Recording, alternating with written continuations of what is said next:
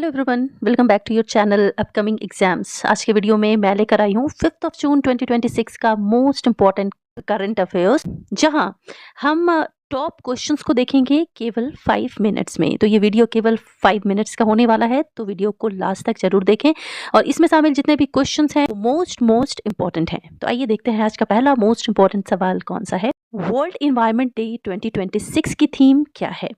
तो इसका right answer होगा option A, inspired by nature for climate for our future. तो ये है 2026 का थीम। देखिए, वर्ल्ड इन्वायरमेंट डे काफ़ी इम्पॉर्टेंट डे है।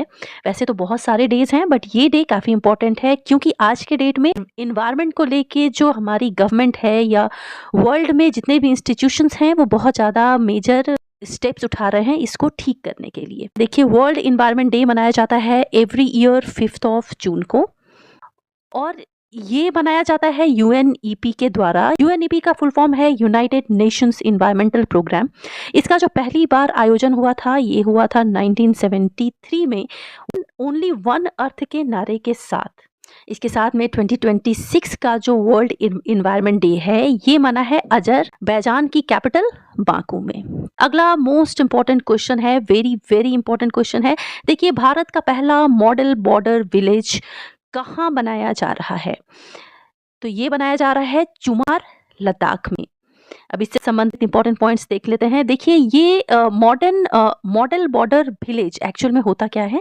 तो ये एक ऐसा गांव होता है जहां जो किसी भी अंतर्राष्ट्रीय देश के बॉर्डर पर स्थित होता है। बात करें लद्दाख के चुमार गांव की, जो कि यहाँ पर आप इमेज में देख सकते हैं।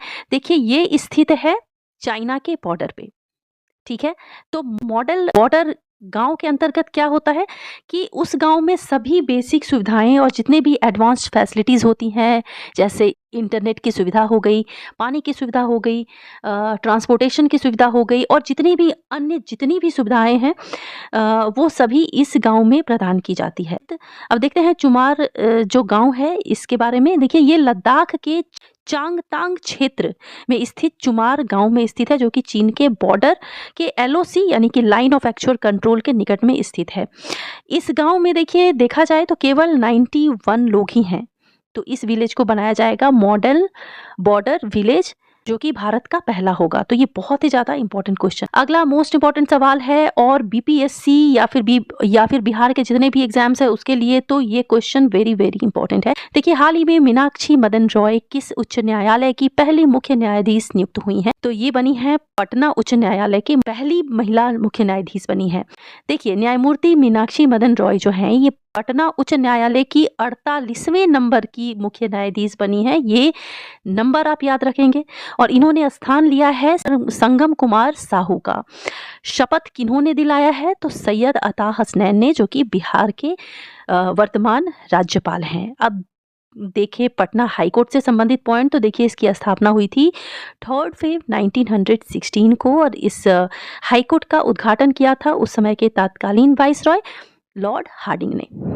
अच्छा, इसके साथ में एक पॉइंट और जान लेते हैं। देखिए, भारत में वर्तमान में कितने हाई कोर्ट्स हैं? तो टोटल 25 हाई कोर्ट्स हैं, और जो 25वां हाई कोर्ट है वो कौन सा है? वो है आंध्र प्रदेश का अमरावती उच्च न्यायालय। तो ध्यान रखेंगे इतनी बातें।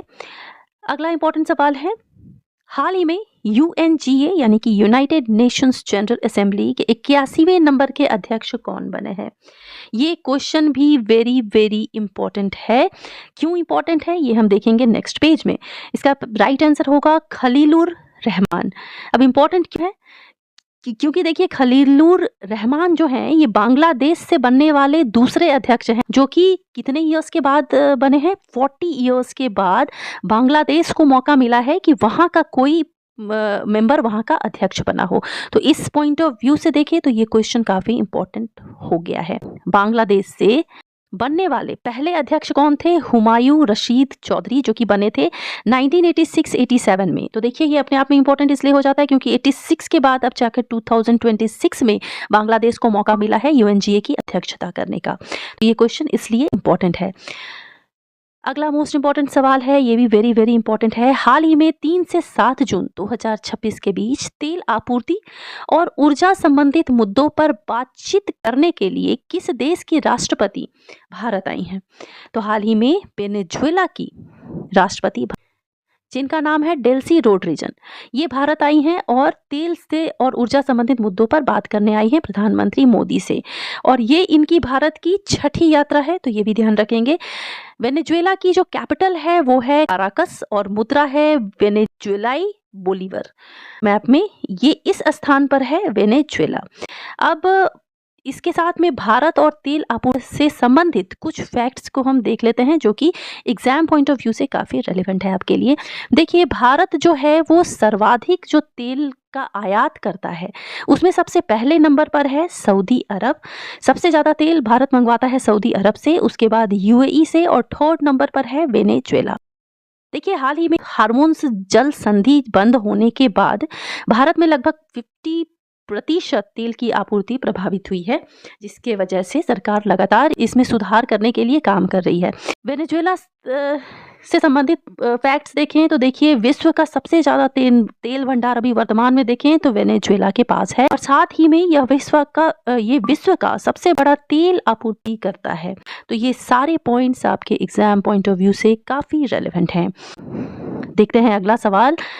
चालक रहित मोनो रेल जो कि एक नई परिवहन प्रणाली है और सबसे लंबा यहाँ पे रेल होगा, रेल नेटवर्क है जो कि सबसे लंबा रेल नेटवर्क बनाएगी।